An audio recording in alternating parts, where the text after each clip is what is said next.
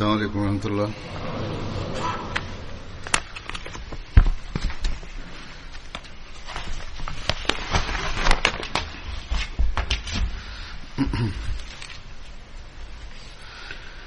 أشهد أن لا إله إلا الله وحده لا شريك له وأشهد أن محمدا عبده ورسوله أما بعد فأعوذ بالله من الشيطان الرجيم بسم الله الرحمن الرحيم الحمد لله رب العالمين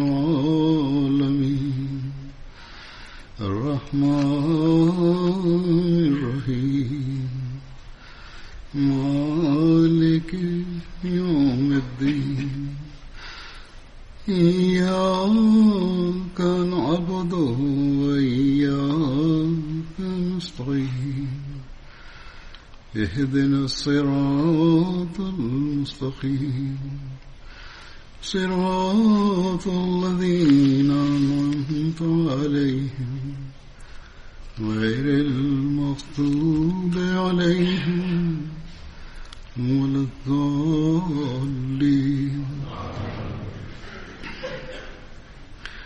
إنما كان قول المؤمنين إذا دعوا إلى الله ورسوله ليحكم بينهم أن يقولوا سمعنا وأطعنا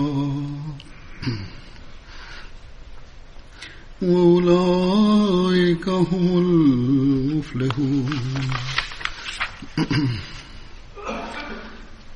ومن يطع الله ورسوله ويخشى الله ويتقه أولئك هم الفائزون.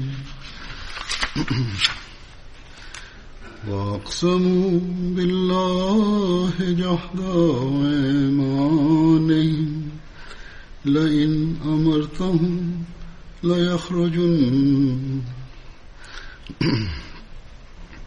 لئن أمرتهم ليخرجن قل لا تقسموا طاعة معروفة قل لا تقسموا طاعة معروفة إن الله خبير بما تعملون. قل أطيعوا الله وأطيعوا الرسول قل أطيعوا الله وأطيعوا الرسول فإن تولوا فإنما عليه ما حمل وعليكم ما حملتم وإن تطيعوه تهتدوا وما على الرسول إلا البلاغ المبين.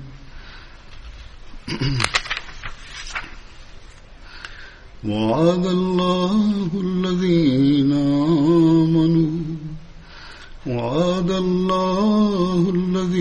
آمنوا منكم وعملوا الصالحات ليستخلفنهم في الأرض كما استخلف الذين من قبلهم ولا يمكنن لهم دينهم الذي ارتضى لهم ولا يمكنن لهم دينهم الذي ارتضى لهم ولا يبدلنهم من بعد خوفهم أمنا ولا يبدلنهم من بعد خوفهم أمنا يعبدونني لا يشركون بي شيئا ومن كفر بعد ذلك فأولئك هم الفاسقون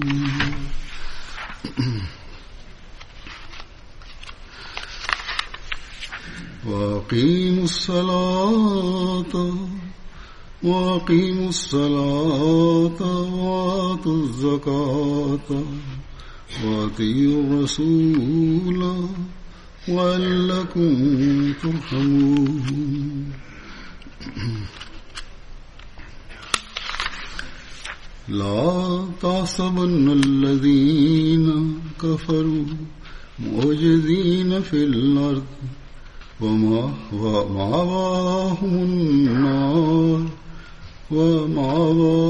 النار ولبئس المصير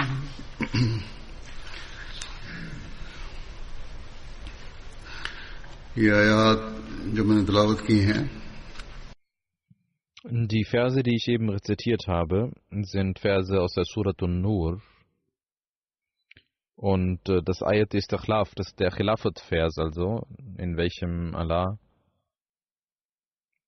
unter den Gläubigen versprochen hat, das Khilafat zu etablieren, ist auch darin enthalten und einige Verse davor und danach wurden auch rezitiert. Und in allen diesen Versen hat Allah, der Allmächtige, über den Gehorsam Gott gegenüber und gegenüber dem Propheten gesprochen und über die entsprechenden Gebote. Wenn dies bewerkstelligt wird, wenn dies vorausgesetzt ist, dann wird Allah, und so verspricht er den Gläubigen, ihnen das Khilafat schenken. Er wird den Zustand der Furcht in Frieden umwandeln. Und er wird die Feinde zu ihrem bitteren Ende bringen. Die Übersetzung dieser Verse lautet folgendermaßen: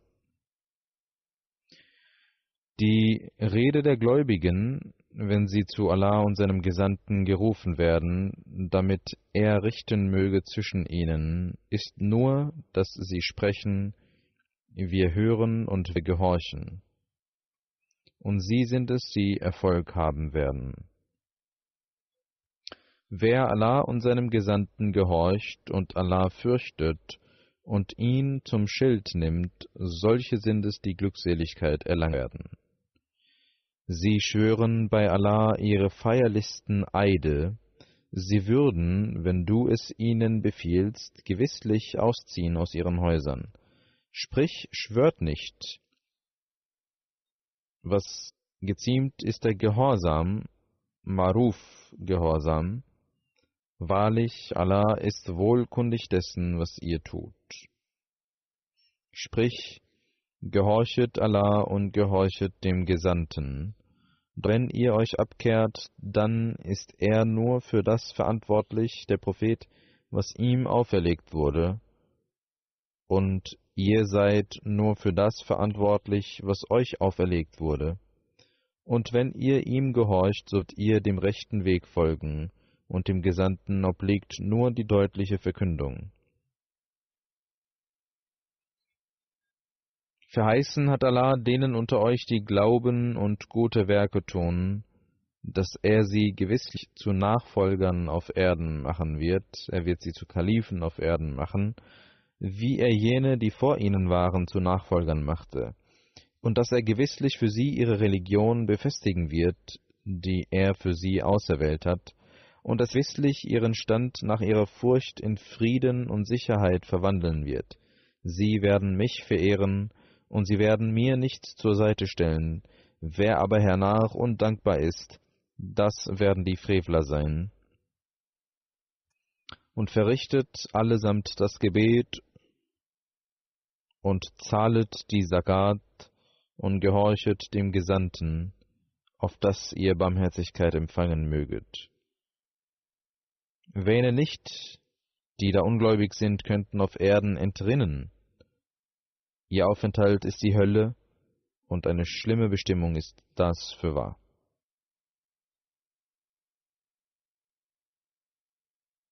Alles, was Allah in diesen Versen gesagt hat, ist sehr offenkundig. Ihr könnt vorgeben, wie ihr wollt, dass ihr Gläubige seid, aber solange ihr nicht bei jeder Prüfung standhaft bleibt und Allah und die Gebote Allahs und seines Propheten mit voller Überzeugung nicht annehmt und befolgt, so lange könnt ihr nicht erfolgreich sein. Um wahren Erfolg zu erlangen, um ein erfolgreiches Leben zu führen, ist der vollkommene Gehorsam gegenüber Gott und seinem Propheten notwendig. Es ist notwendig, das Wohlgefallen Allahs zu suchen, seine Furcht im Herzen zu haben und immer zu denken, dass Allah, unser Geliebter, niemals mit uns unzufrieden sei. Dafür ist es wichtig, ihm zu gehorchen. Dafür ist es wichtig, Gehorsamkeit zu zeigen. Denn jede rechtschaffene Tat muss deswegen getan werden, weil dies ein Gebot Allahs ist. Wenn dies passiert, werdet ihr auch Erfolge erlangen. Und werdet ihr auch die Zufriedenheit und den Frieden mit Allah erlangen. Wenn wir überprüfen, dann werden wir oft sehen, dass die Menschen nicht jene Standards an Gehorsam erlangt haben, der erlangt werden sollte. Wenn sie etwas befolgen, tun sie dies nicht mit wahrem Gehorsam, wenn das nicht ihren Wünschen entspricht. Allahs Gebote und die Gebote seines Gesandten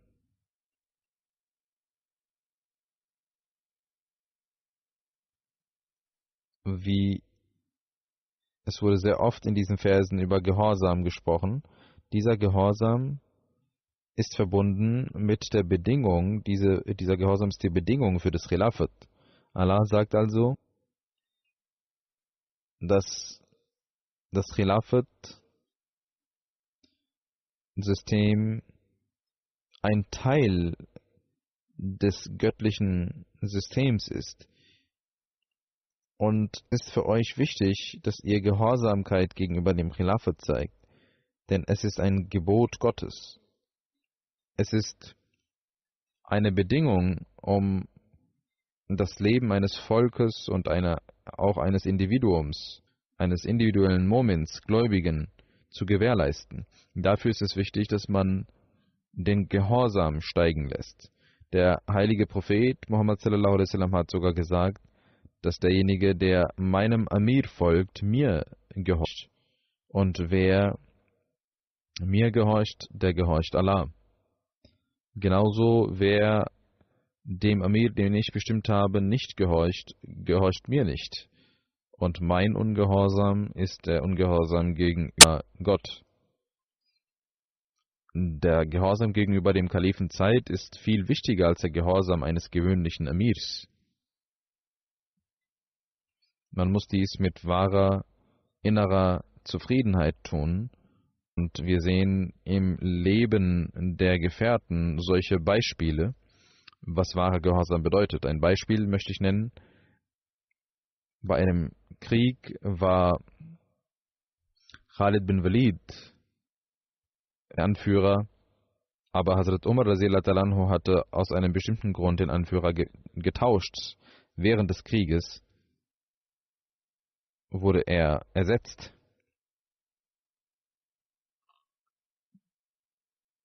Und in diesem Zustand, als der Ruf des Kalifen kam, das Gebot, der Befehl, dass Abu Ubaidah jetzt der Anführer sein würde, dachte Abu Ubaidah, dass Khalid bin Walid radhiyallahu anhu doch ein sehr guter Anführer ist und das Heer sehr gut anführt, und er übernahm nicht die Verantwortung, aber Khalid bin Walid sagte, nimm sofort die Führung von mir, denn es ist der Befehl des Kalifen der Zeit und ich werde im Herzen nichts denken und spüren und werde dir gehorchen mit vollem Gehorsam, so wie du es verlangst. Das ist der Standard, der Maßstab des Gehorsams eines gläubigen Menschen. Es sollte nicht so sein, dass man sich beschwert, wenn ein Befehl kommt, wenn ein Amtsinhaber entfernt wird und ein anderer wird und die Menschen aufhören dann zu arbeiten. Wer derart handelt, hat weder verstanden, was Gehorsam ist, er hat weder Gehorsam in sich, noch hat er Gottesfurcht und Taqwa in sich, noch fürchtet er Allah. Ich habe mitbekommen, dass einige Sadran, die im Juni bei Beendigung ihrer Amtszeit aufhören und deswegen jetzt schon aufgehört haben zu arbeiten, weil sie meinen, dass es nichts mehr bringt zu arbeiten.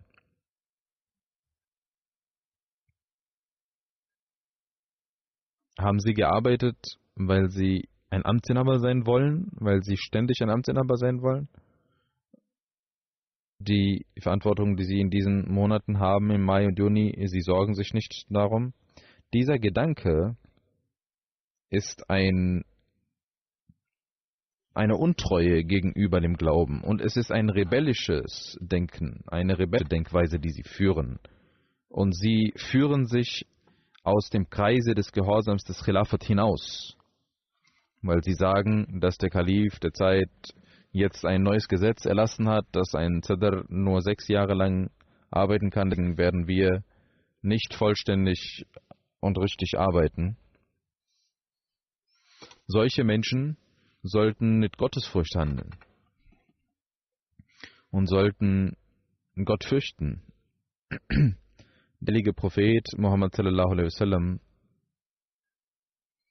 hatte einmal das Bait entgegengenommen mit dem Versprechen, dass wir hören und gehorchen werden, egal ob es uns gefällt oder nicht. Dann sagte der heilige Prophet Muhammad sallallahu alaihi wasallam: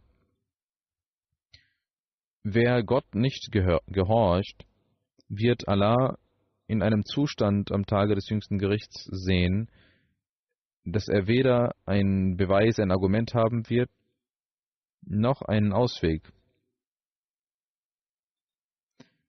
Und wer im Zustand des Ungehorsams stirbt und dem Imam nicht gehorcht, er wird ein Jahil sein, er wird im Zustand der Jahala sterben. Wir sind die glückseligen Menschen, die dem Imam der Zeit gehorcht haben und nicht zu den Jahilin gehören, die dem Imam nicht folgen. Wenn aber unsere Taten trotzdem solche der Jahala bleiben, der Ignoranz, dann werden wir uns aus diesem Bett hinaus katapultieren und werden aus dem Gehorsam hinauskommen und gehen. Wir sollten also nach Bett unsere Gedanken in eine richtige Richtung führen und zeigen, was wahrer Gehorsam ist. Der Imam der Zeit was hat er über die Menschen gesagt, die sein Bett geleistet haben? Er sagt, nur diejenigen sind Teil meiner Jamaat, die unsere Lehre als ihre Lehre betrachten und gemäß ihrem Vermögen und ihrer Kraft daran arbeiten, dies zu befolgen. Wer aber nicht der Lehre folgt und nur seinen Namen notieren lassen hat, der möge wissen, dass dies eine besondere Jamaat ist, die Gott geschaffen hat. Und ihr könnt nicht allein durch eure Namen dieser Jamaat angehören, wenn eure Taten nicht der Lehre entsprechen. In der Tat, sagt der verheißene Messias al-Islam, sind sie gar nicht Teil dieser Jamaat. Deswegen sollt ihr, sagt der verheißene Messias al-Islam, eure Taten gemäß der Lehre vollbringen, die euch gegeben wurde. Und die Lehre lautet, ihr sollt nichts tun und sagen, was der Fitna entspricht. Ihr sollt kein Übel machen, ihr sollt geduldig sein, wenn ihr beleidigt werdet, ihr sollt euch nicht in üblen Dingen messen und sich bei euch jemandem rächen, oder dass ihr sagt, ich gehorche jetzt dem nicht und dem nicht, weil er jetzt ein Amtsinhaber ist. Ihr sollt mit jedem Menschen gütig umgehen, auch wenn ihr euch mit ihnen nicht versteht, und wenn ihr mit jemandem im Wettstreit seid, sollt ihr fair sein, vergeben, und nicht nur vergeben, sondern ihr sollt gütig und gut handeln. Ihr sollt eure Zunge soll weich und schön sein. Ihr sollt warmherzig sein. Ihr sollt mit treuem Herzen jedem Gebot folgen, damit Gott zufrieden sei mit euch und der Feind auch wisse, dass dieser Mensch nach dem Bett sich verändert hat und nicht derjenige Mensch ist, der er vorher war. Ihr sollt in den Verhandlungen, in den Auseinandersetzungen wahres Zeugnis ablegen und ihr sollt Wahrhaftigkeit zeigen in jeder Hinsicht. Dann sagt Allah, dass diese Menschen versprechen und sagen, wenn du uns sagst, werden wir dies und jenes tun. Wenn aber ein Befehl gegeben wird, folgen sie diesem Befehl nicht. Deswegen sagt Allah, ihr sollt nicht so viel schwören, ihr sollt nicht großartig versprechen, ihr sollt Maruf machen, das heißt einen Gehorsam, den man gewöhnlich als Gehorsam bezeichnet. Und dann werdet ihr als solche gelten, die dem Befehl folgt, sonst sind es nur leere Worte. Und Allah weiß, was ihr tut. Und er kennt auch den Zustand eures Herzens sehr wohl. Das ist also der gewöhnliche Gehorsam, dass man die Pflichten gegenüber Gott erfüllt, dass man den Gehorsam, dass man die Gottesdienste erfüllt, wie beispielsweise in diesem Ramazan die Menschen mehr beten, so soll dies weitergehen. Ihr sollt die Pflichten gegenüber den Menschen erfüllen und wie der verheißene Messias al-Islam gesagt hat, das ich auch eben zitiert habe, ihr sollt euch vor jedem Übel fernhalten, ihr sollt euch vor jedem Streit halten, ihr sollt eure moralischen Werte erhöhen. Eure Moral soll so hoch sein, dass man sieht, was der Unterschied zwischen einem Ahmadi und einem Nicht-Ahmadi ist. Ihr sollt immer die Wahrheit sagen. Ihr sollt jegliche Art von guten Dingen an den Tag legen. Und das ist Maruf Idat. Das ist Maruf Gehorsam. Das hat Allah geboten.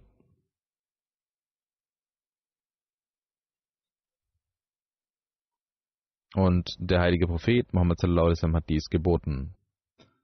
Der verheißene Messias al-Islam hat ebenso diesen Wunsch geäußert. Das Khilafat Ahmadiyya ist ebenso dabei, auf diese Dinge zu weisen, dass die Menschen dies tun sollen. Es sind 111 Jahre vergangen, seitdem das Khilafat auf diese Dinge aufmerksam macht.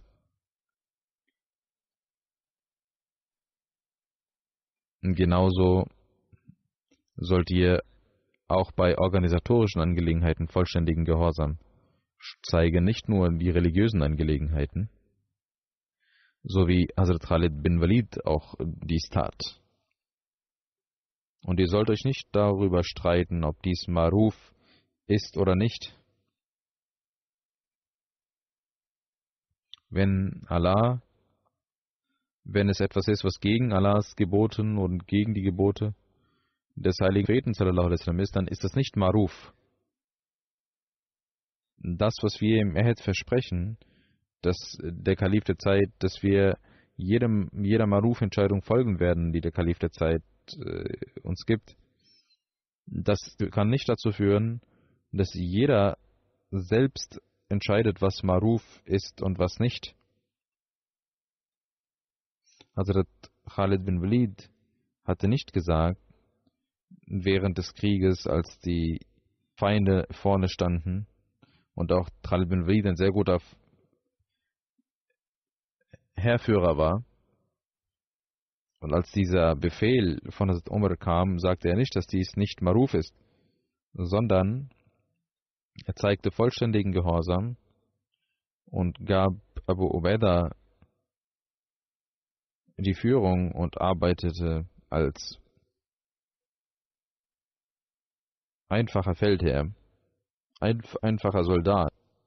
Diejenigen, die selbst entscheiden wollen, was Maruf und was nicht Maruf ist, über solche Menschen hat Hazrat Khalifat Masih Awwal noch einmal gesagt, dass es einen Fehler gibt, nämlich über das Verständnis von Ita'at bil Maruf.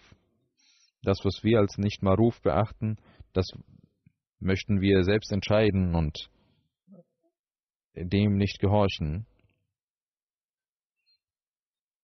Der erste Kalif sagte, auch für den heiligen Propheten Muhammad sallallahu alaihi wasallam wurde dieses Wort benutzt, so wie gesagt wird, Wala yasinnika fi maruf.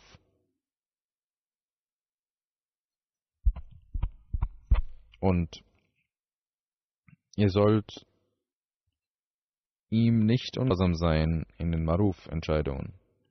Hazrat Khalifat Masih Awwal sagt, haben solche Menschen denn eine Liste gemacht, was die Fehler des heiligen Propheten Muhammad sallallahu alaihi wasallam sind, denen man nicht folgen muss? Also eine Liste, aus der man erfährt, welche Gebote des heiligen Propheten Muhammad sallallahu alaihi wasallam Maruf sind und welche nicht. Er sagt weiter, genauso hat der verheißene Messias sallallahu alaihi wasallam in den Bedingungen des Bait Ita'at bil Maruf geschrieben, und darin liegt eine Hikmah, ein Geheimnis, nämlich, dass die Propheten und zwar genau gemäß den Worten Gottes Befehle geben. Und der verheißene Messias sallallahu alaihi wasallam hat dies erläutert und gesagt, dass dieser Prophet jenes gebietet, was nicht gegen die Vernunft sein kann. Und er hält von solchen Dingen ab, von denen auch die Vernunft abhält. Und er sagt, dass das Gute und Reine geboten ist und ihr dies essen könnt und zu euch nehmen könnt, und Unreine Haram ist und ihr sollt euch davon fernhalten. Der heilige Prophet Muhammad sallallahu alaihi wasallam und der heilige Koran haben dies erläutert, was getan werden soll und was nicht getan werden soll.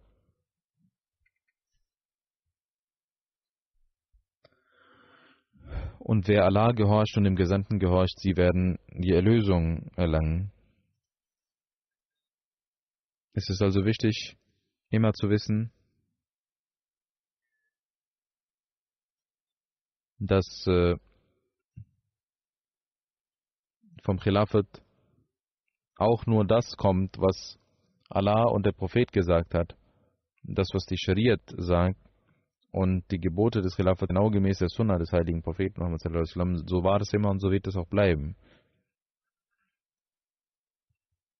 Allah hat gesagt, wenn ihr gehorcht, werdet ihr Rechtleitung erlangen, sonst gibt es keinen Weg der Erlösung für euch. Dann sagt Allah, diejenigen, die Allah und dem Propheten gehorchen,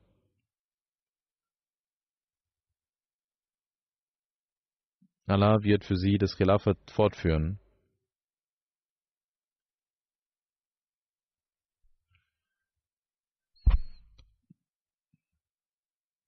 Die guten Taten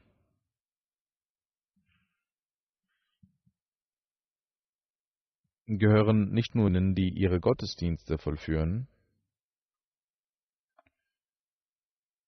die ihre Gottesdienste für Gott verrichten und sich vor jeglichem Art der Beigesellung fernhalten. Nicht nur die offensichtliche Beigesellung, sondern auch die weltlichen Wünsche, die man hat, und dass man den Glauben an zweiter Stelle legt. Auch das ist Schirk. Auch das sind zwar gute Dinge und rechtschaffene Dinge, aber danach sagt Allah, dass Ita'at, also Gehorsamkeit, genauso wichtig ist. Wenn also ihr vom Versprechen des Khilafats profitieren wollt, dann müsst ihr nicht nur eure Gottesdienste beschützen, dann ist es nicht nur wichtig, euch vor Götzendienerei fernzuhalten,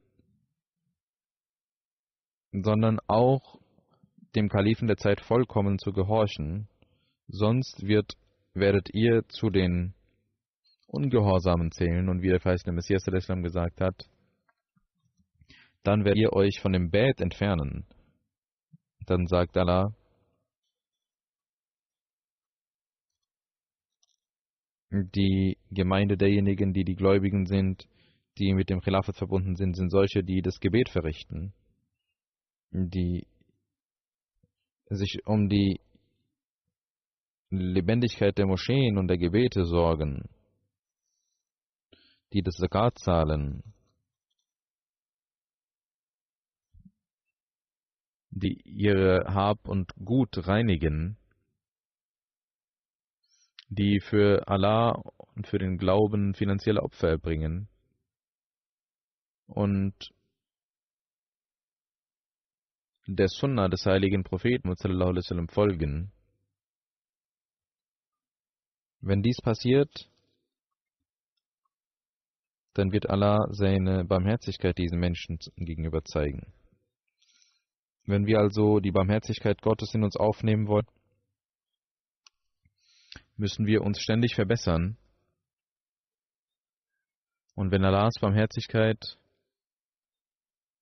uns umhüllen wird, dann wird jegliche üble Verschwörung des Feindes auf ihn zurückkommen. Und er wird inshallah zu seinem üblen Ende kommen. Um die Gottessegnungen in sich aufzunehmen, wir uns überprüfen, inwieweit wir den Geboten Gottes folgen, inwieweit wir versuchen, der Sunna zu folgen, inwieweit unsere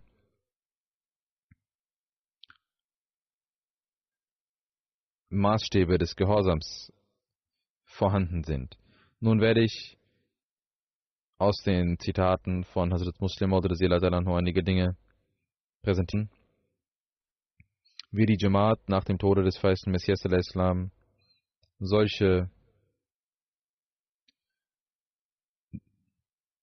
Dinge durchmachen musste, die voller Furcht waren, und dann Allah der Jamaat einen Frieden durch das Khilafat gab, und diejenigen, die sich vom Khilafat entfernten und als Berami galten, als nicht Mobai, die nicht das Bad geleistet haben, galten, was mit ihnen passierte, welche Gedanken sie hatten,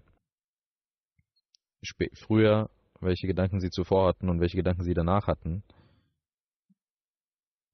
und wie die Feinde sich freuten nach dem Tode des verheißenen Messias al-Islam, aber nachdem der erste Kalif gewählt wurde, wie Allah die Jamaat beschützte, und nach dem Tode vom ersten Kalifen die Feinde der Jamaat wieder Hoffnung schöpften, dass die Jamaat verloren gehen würde, aber Allah wieder die Gläubigen und die Jamaat der Gläubigen beschützte und wieder den Zustand der Furcht in Frieden verwandelte. Das sind verschiedene historische Hintergründe, die auch für die Fest des Glaubens der jungen Leute oder neuen Leute sehr wichtig sind. Und sie sind auch deswegen wichtig, damit jeder auch über die Geschichte Bescheid weiß. Der heilige Prophet Muhammad sallallahu alaihi wasallam,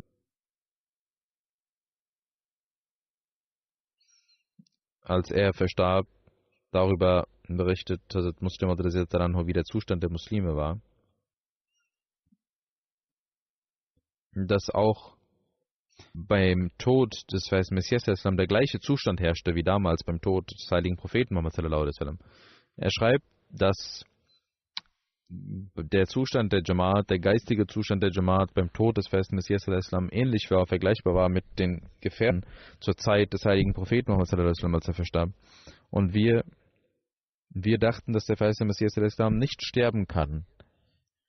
Wir dachten nicht daran, dass er stirbt. Nicht in einen Augenblick kam der Gedanke in unserem Herzen, dass der verheißene Messias sterben könnte oder was passieren würde, wenn er stirbt. Er sagt, ich war damals kein Kind mehr, sondern ein junger Mann und ich war dabei, Artikel zu schreiben. Ich war der Chefredakteur einer Zeitschrift.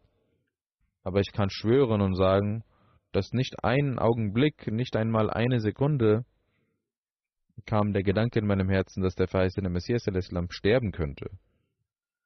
Obwohl in den letzten Jahren der verheißene Messias al-Islam ständig solche Offenbarungen erhielt, in denen auch sein Tod prophezeit wurde. Und in den letzten Tagen geschah dies noch mehr. Aber trotzdem, dass der verheißene Messias al-Islam solche Offenbarungen erhielt, und trotz dessen, dass in einigen Offenbarungen und Visionen selbst die Jahreszahl und die ungefähre der Zeitraum seines Todes genannt wurde, und trotz dessen, dass wir in Al-Wasiyat gelesen hatten, da steht, dachten wir, dass vielleicht das in 200 Jahren passieren wird. Und das war gar nicht Teil unseres Gedankens, dass der verheißene Messias der Islam sterben würde und was mit uns passieren würde. Da unser Zustand derart war, dass wir dachten, dass der verheißene Messias der Islam vor uns gar nicht sterben kann, und er dann starb, war dies eine Sache, die für uns nicht verstanden werden konnte, dass er verstorben ist. Er sagt, ich kann mich daran erinnern, als der verheißene Messias der Islam verstarb und ihm nach dem Ghusl das Kafan aufgesetzt wurde, geschieht es manchmal, dass das Tuch durch den Wind, die Haare durch den Wind sich berühren, rühren, und deswegen kamen einige Menschen und sagten, wir haben gesehen, dass sich dort etwas bewegt hat, und ich glaube, der verheißene Messias ist noch am Leben. Und so war der Zustand von einigen Menschen. Dann wurde sein Leichnam in ein Haus gebracht. Es war 8 oder 9 Uhr. Das war der Zustand der Menschen dort. Und dann sagte der Muslim, als der Leichnam ungefähr um 8, 9 Uhr in Qadian ankam, war Khaja Kamaluddin Sahib im Garten, nahm mich zur Seite und sagte, Mia, hast du darüber nachgedacht, was jetzt nach dem Tode des Messias passieren wird? Ich sagte, sicherlich muss etwas passieren, aber ich weiß nicht was, ich habe nicht darüber nachgedacht. Er sagte, wir sollten Hazrat Maulvi Sahib, den Maulvi Nuruddin, das Bett in seiner Hand ablegen. Und der Muslim sagt, ich war nicht vollständig im Bilde, und ich war auch sehr jung, sagte, der verheißene Messias der Islam hat nirgendwo geschrieben, dass wir ein Bett ablegen müssen nach ihm. Warum sollen wir ein Bett ablegen auf der Hand des ersten Kalifen? Und er sagt, obwohl das in Al-Wasiyat stand, hatte ich nicht darüber nachgedacht, dass dies dort steht. Und er fing an, mit mir zu diskutieren und sagte, wenn wir jetzt nicht uns auf eine Person einigen und versammeln, werden wir zerstört werden. Und er sagte, der heilige Prophet Muhammad sallallahu alaihi wasallam, auch nach seinem Tode geschah auch das Gleiche, dass das Volk Hazrat Abu Bakr zum Kalifen ernannte und Bet machte. Das ist sehr wichtig, dass Khaja Sahib dies sagte, dass nach dem Tod des heiligen Propheten sallallahu alaihi wasallam ein Kalif gewählt wurde, und deswegen sagte er, müssen wir dies auch tun. Und er sagte, dass Hazrat Maulvi Sahib der geeignetste Mann in unserer Jamaat ist dafür.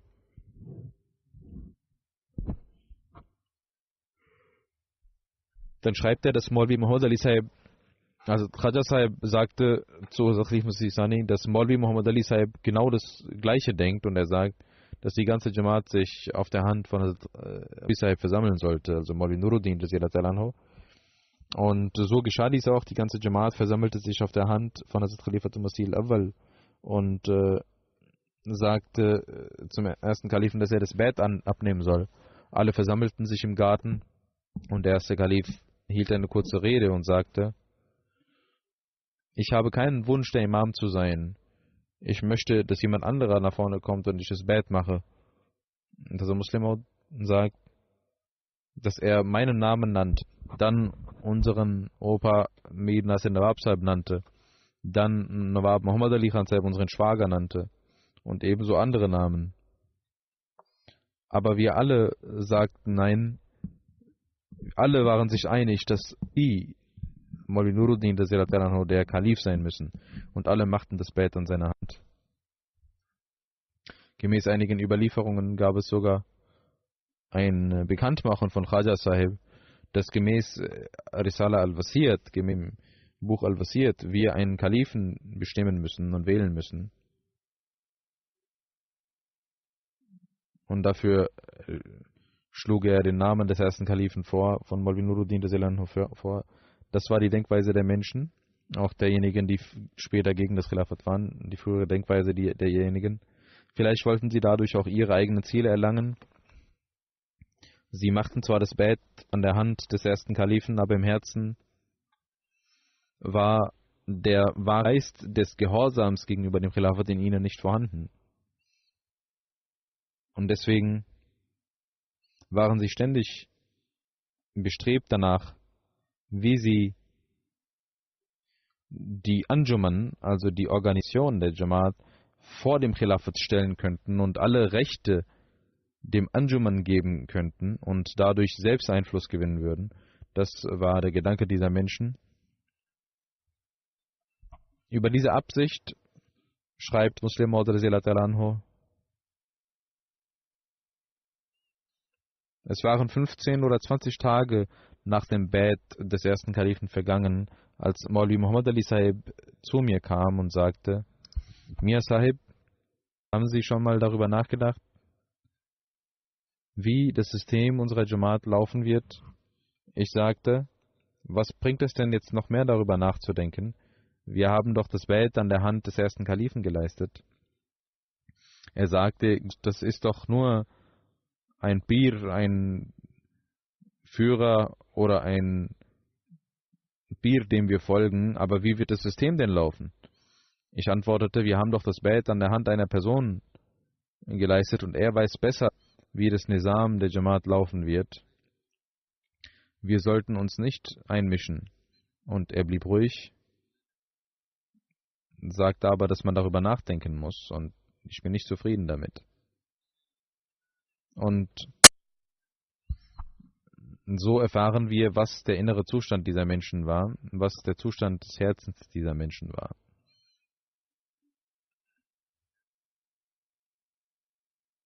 Das Bett des ersten Kalifen war ein Vorwand, aus dem heraus sie das taten, nicht aus dem Herzen. Sie hatten auch keine Zufriedenheit im Herzen. Das Versprechen Allahs in Bezug auf das Khilafat und dem Bett des Khilafats, dass dadurch Frieden erlangt werden würde, das erhielten sie nicht, diesen Frieden. Vollständiger Gehorsam war nicht etwas, worin sie bleiben wollten. Und dieses spirituelle System des Khilafat wollten sie wie ein weltliches System führen. Und sie sahen auch, was das Ergebnis war. Es sind nur einige wenige Menschen, die übrig geblieben sind, vielleicht einige 100 Menschen.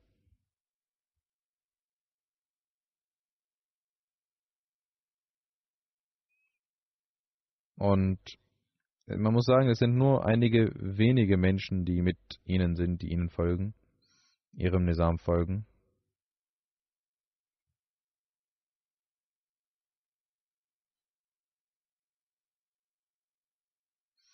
Und unter dem Schatten des Khilafat ist die Jamaat in 212 Ländern der Welt vertreten. Und dann spricht also Muslim darüber, wie die Feinde nach dem Tode des verheißten Messias al-Islam über die Zukunft der Jamaat sprachen. Und was ihre Denkweise war. Darüber sagt das Muslim anhu: Als der verheißene Messias al-Islam starb, dachte man, dass nun diese Jamaat verloren gehen würde, und die Feinde waren voller Zuversicht, dass jetzt keine Chanda mehr kommen würde, keine Spenden mehr kommen würden, weil die Menschen ja nur für den verheißenen Messias spendeten.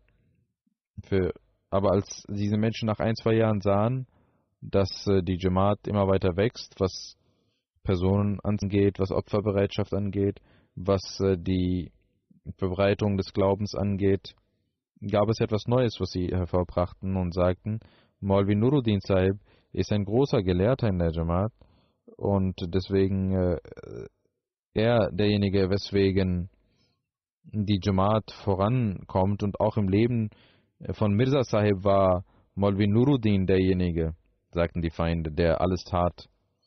Aber auch wenn Mirza Sahib nach vorne trat. Und der Muslim sagt, dass einige Maulvis, die sich mehr um die Äußerlichkeiten kümmern, dachten auch während der Zeit des verheißten Messias, dass Maulvi Nuruddin Sahib dieses System und diese Jamaat führt.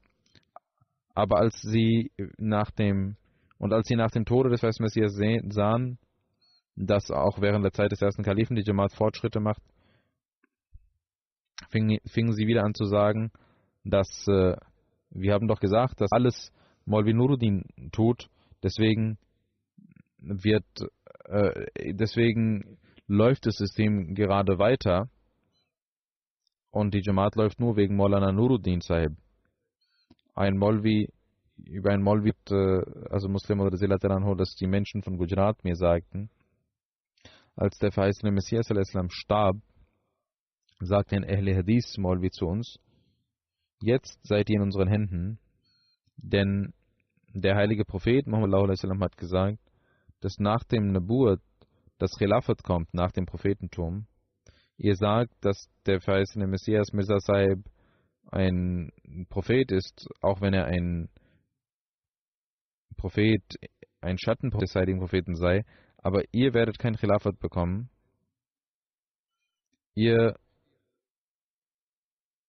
seid englische Menschen und werdet nicht zum Khilafat gehen. Ihr seid beeinflusst von den Engländern. Und er sagt, er erhielten am nächsten Tag das Telegramm durch die Post.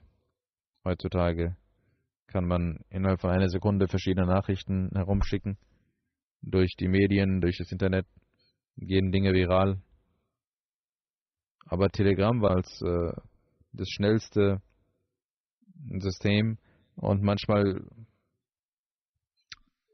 vergingen 1 bis 2 Tage, bis man das Telegramm erhielt und man erfuhr, dass Maulvi Nuruddin jetzt der Kalif ist und die Ahmadis ihm folgen.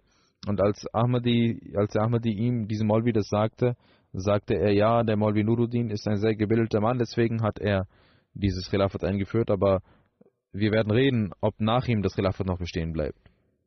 Und er sagte, als der erste Kalif starb, sagte er, jetzt wird es kein Khilafat mehr geben. Und am nächsten Tag kam das Telegramm, dass die Jamaat, also Muslim sagt, dass die Jamaat mir jetzt folgt. Dann sagte er, ihr seid aber echt eigenartige Menschen. Aber er konnte nicht zugeben, dass das Khilafat bestehen bleibt. Und es ist das Feuer des Neides und des Hasses, den sie in sich tragen, wie ich bereits gesagt habe. Dass auch während der Wahl des Kalifen ein Maulvi Sahib sagte, ich habe alles gesehen und es sieht so aus, als ob Gott mit euch sei. Aber trotzdem kann ich nicht glauben. Trotzdem sind es die Menschen, die in Neid und Argwohn voranschreiten.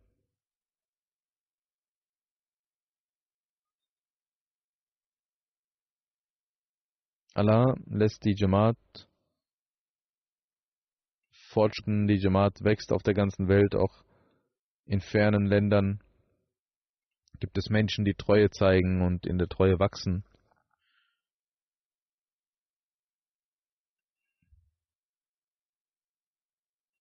Möge Allah leitet diese Menschen auch,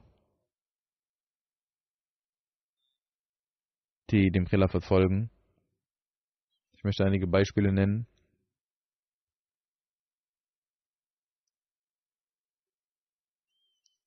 Wie er die Menschen zum Khilafat führt. Dieser Maulvi Sahib hatte ja gesagt, dass scheinbar Gott mit euch zu sein scheint. Wie ist Gottes Praxis mit uns? Dafür möchte ich ein Beispiel nennen. Und zwar deswegen, weil wir die wahren Diener des heiligen Propheten Muhammad sallallahu alaihi wasallam sind und die wahre Botschaft des heiligen Propheten sallallahu alaihi wasallam verbreiten. Eine alte Frau aus Guinea-Bissau sagt, dass ich einmal im Traum sah, dass unser Missionar ihm ein Buch gibt, ihr ein Buch gibt und darin ist ein Foto. Ich frage den Missionar, wer ist das? Und er sagt, das ist der Khalifat al-Masih, den Gott ernannt hat. Am nächsten Tag kam diese Frau zu dem Missionar und erzählte ihm den Traum und er sagte, Allah hat sie doch selbst geleitet. Und sie sagte, ich bin ab heute ein Ahmadi und der Kalif der Ahmadis ist der Kalif, den Gott ernannt hat, und sie machte sofort das Bett. Und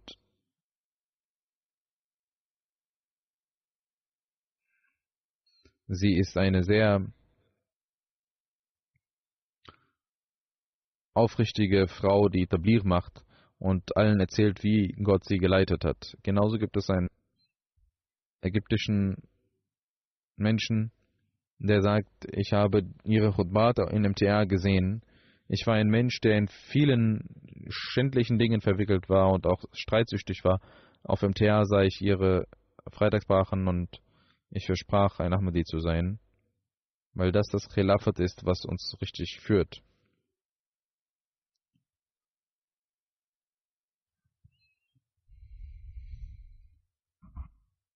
Genauso gibt es weitere Spiele, wie Allah zu verschiedenen Zeiten in verschiedenen Ländern die Menschen führt.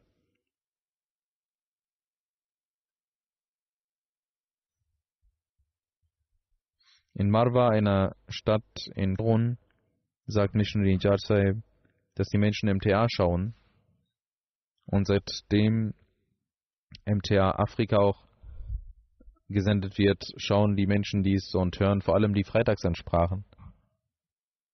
Und sie verändern sich aufgrund der Khutbat und die Ahmadis stärken ihren Glauben.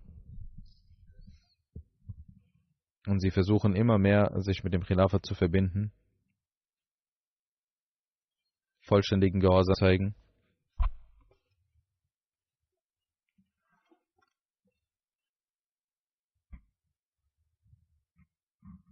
Das ist die Liebe zum Khilafat, die Allah geschaffen hat, die Treue zum Khilafat, die Allah geschaffen hat. Und solange diese Treue und Liebe bestehen bleibt, wird Allah den Zustand der Furcht immer in Frieden verwandeln. Und Allah wird immer die Menschen leiten und ihnen Ruhe und Zufriedenheit geben. Wenn ich in verschiedenen Ländern gehe, sagen die Menschen mir und sie schicken mir auch Briefe, wie Allah sie leitet, nachdem sie die Ahmadiyyat angenommen haben. Und wie Allah ihnen die Kraft gegeben hat, dem Khilafat zu folgen. In Zuständen, wo sie voller Sorge waren, gab Allah ihnen Zufriedenheit. Diejenigen, die mit dem Khilafat verbunden bleiben und den Geboten Gottes und des Propheten folgen werden, ihre Gebete beschützen werden, ihr Inneres immer reinigen werden, wahren Gehorsam zeigen werden inshallah immer die Segnungen Gottes erlangen. Durch das Khilafat wird jetzt die Welt auch sehen, und nur durch das Khilafat kann sie sehen, dass sie zu einem Volk wird und nicht ohne das Khilafat. Um das zu erlangen und um die Segnungen Gottes für ewig lang, muss jeder von uns immer beten, dass Allah diese Segnung immer fortführt in uns, dieses Geschenk immer fortführt. Durch die Gebete können wir so will, inshallah, die ganze Welt zu Muslimen machen, zu einem Volk machen. und unter dem Banner des heiligen Propheten Muhammad sallallahu alaihi wasallam versammeln. Möge Allah uns die Kraft dazu geben. Während der letzten Freitagsansprache bei der Eröffnung habe ich vergessen, etwas zu erwähnen. Der Grundstein dieser Moschee, ich war in Kanada, als dies passierte. Und als das Datum festgelegt wurde, das war während meiner Reise. Ich hatte ein Gebet auf einen Stein gesprochen und am 10. Oktober 2016 hatte Herr Osman Chini Sahib Marhum den Grundstein dieser Moschee gelegt. Und auch das ganze Projekt begann mit diesem Grundstein. Der Grundstein also wurde von Osman Chini Sahib, auch das ist wichtig zu erwähnen. Und so kann man sagen, dass durch die Segnungen Allahs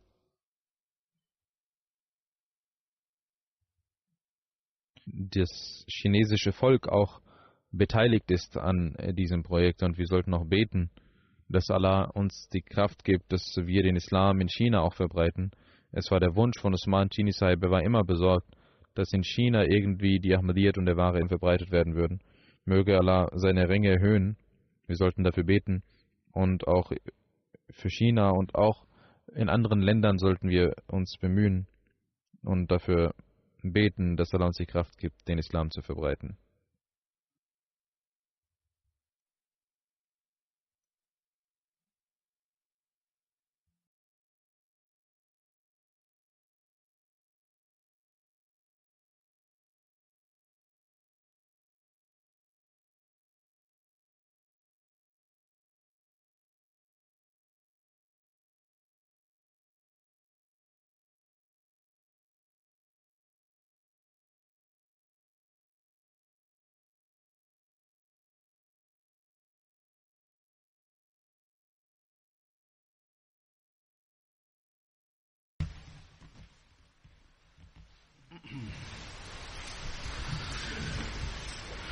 الحمد لله نحمده ونستعينه ونستغفره ونؤمن به ونتوكل عليه ونعوذ بالله من شرور أنفسنا ومن سيئات أعمالنا من يهده الله فلا مضل له ومن يضلل فلا هادي له ونشهد أن لا إله إلا الله ونشهد أن محمدا عبده ورسوله عباد الله رحمكم الله إن الله يأمر بالعدل والإحسان وإيتاء ذي القربى وينهى عن الفحشاء والمنكر والبغي يعظكم لعلكم تذكرون اذكروا الله يذكركم وادعوه يستجب لكم ولذكر الله أكبر